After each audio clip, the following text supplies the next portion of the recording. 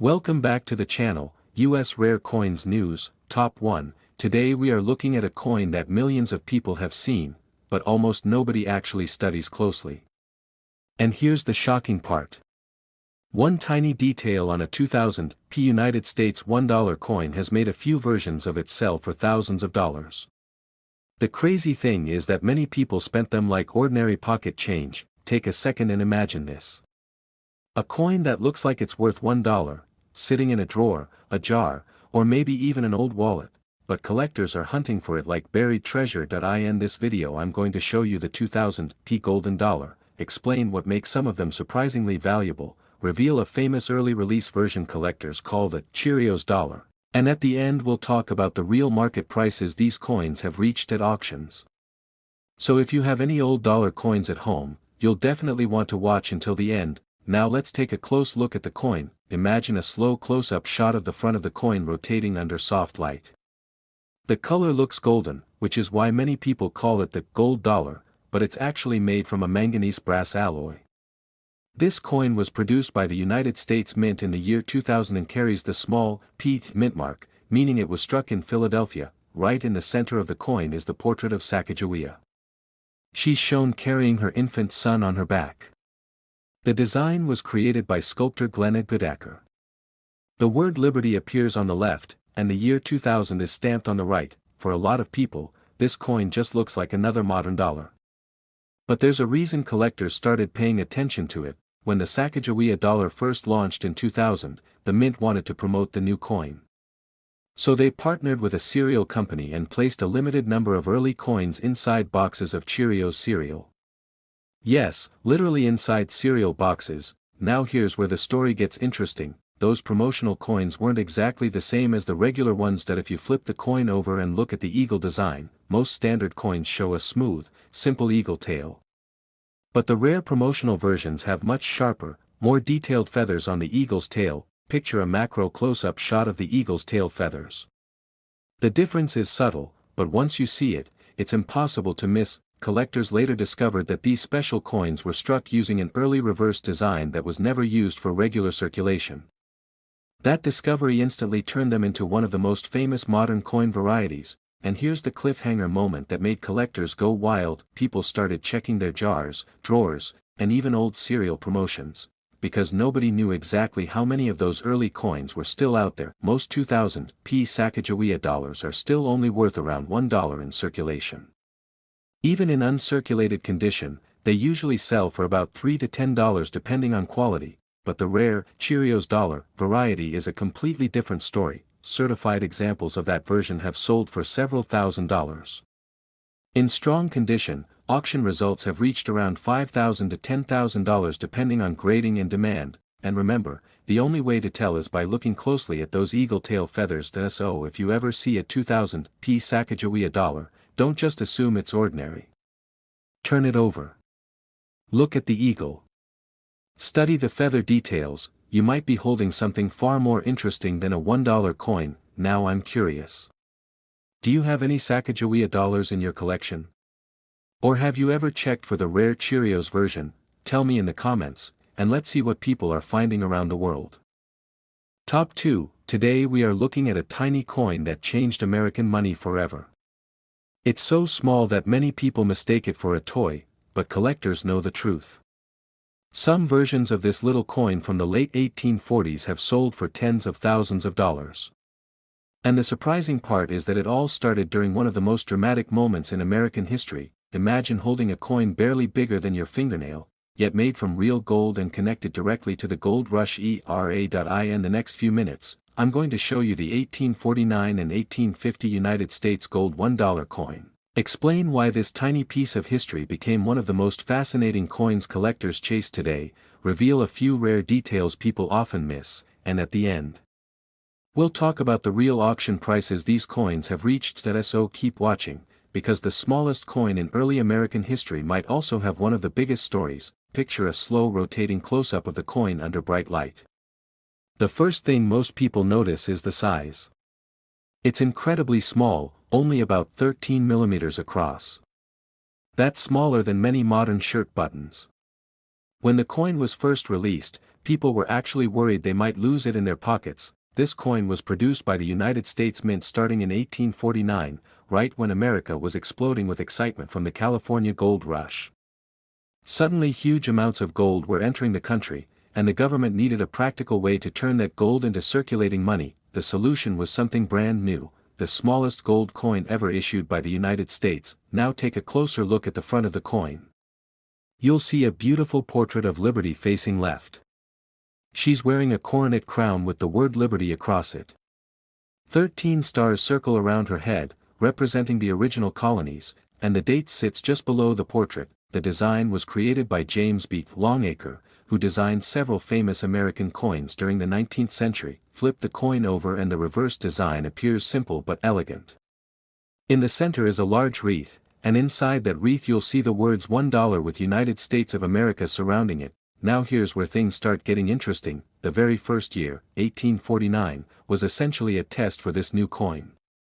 Only a limited number were produced compared to later years, and some were struck with slight variations because the mint was still perfecting the design and production process. Imagine a macro shot zooming into the lettering and stars on the coin. Early strikes sometimes show uneven details, weak areas in the wreath, or slightly different spacing in the stars.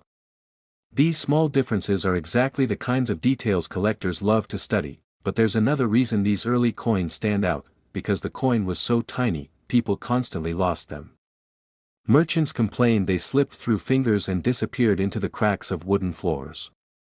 Some newspapers at the time even joked that the coin should come with a string attached so people wouldn't lose it. Think about that for a moment. Thousands of these coins were simply lost to time, and that's one of the reasons collectors are fascinated by them today. The 1850 version continued the same Liberty head design, but production increased as the coin became more widely accepted.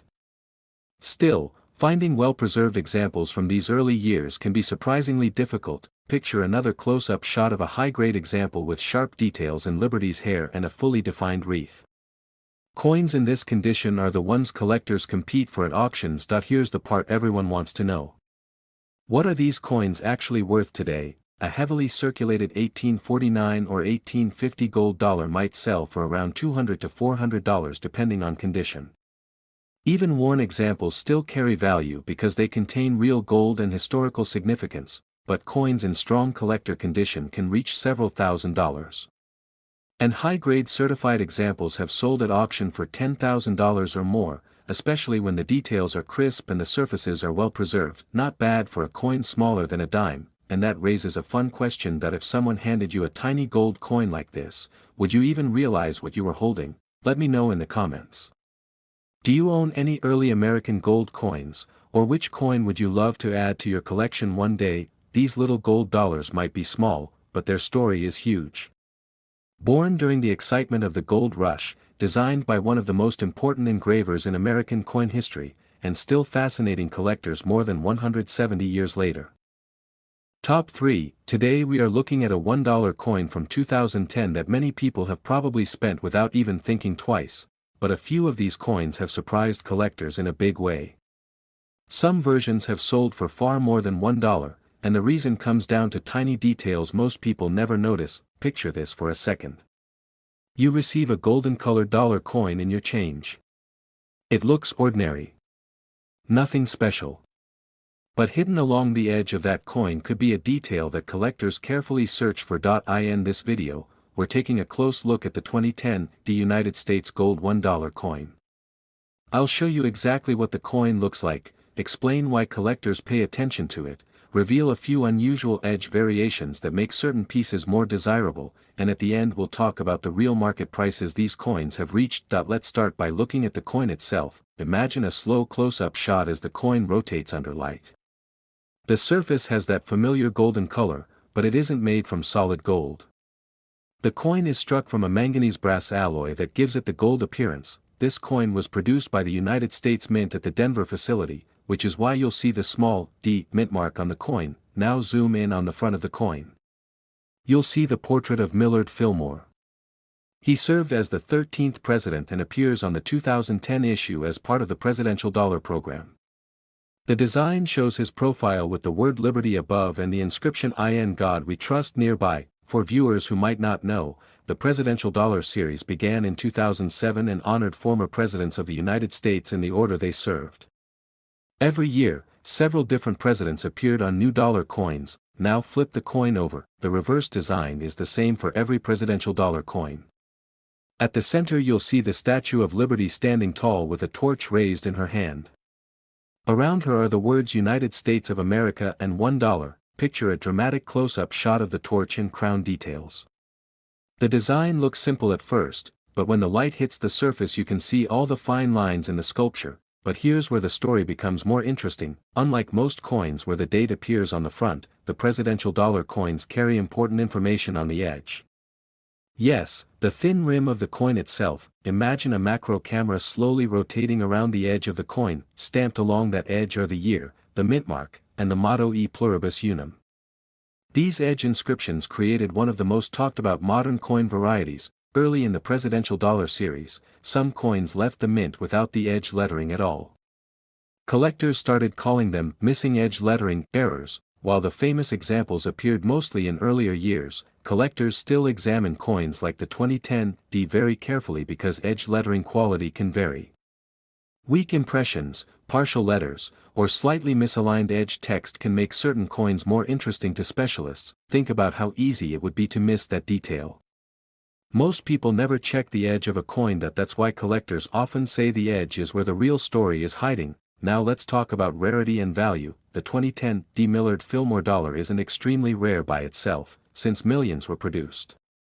A typical circulated example is usually worth about $1 to $3 to collectors. However, coins in pristine uncirculated condition graded by professional services can sell for $20 to $50 depending on the grade, and if a coin shows a clear edge lettering error or an unusual minting variation, collectors may pay significantly more, especially if the coin is in top condition.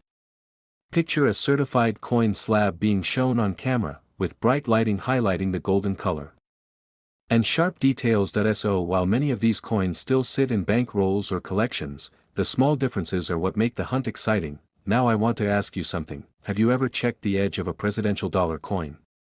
And do you have any of these 2010 coins in your collection right now? Tell me in the comments. I always love hearing what coins people are finding around the world. At the end of the day, the 2010 presidential dollar is a great reminder that modern coins can still hold surprises. A golden color, a presidential portrait, and hidden lettering along the edge that most people never even notice. Sometimes the smallest detail on a coin can turn an ordinary dollar into a collector's discovery. If you enjoyed learning about this coin, make sure to like the video, subscribe to the channel, and check out the next video where we explore another coin that collectors are quietly searching for right now.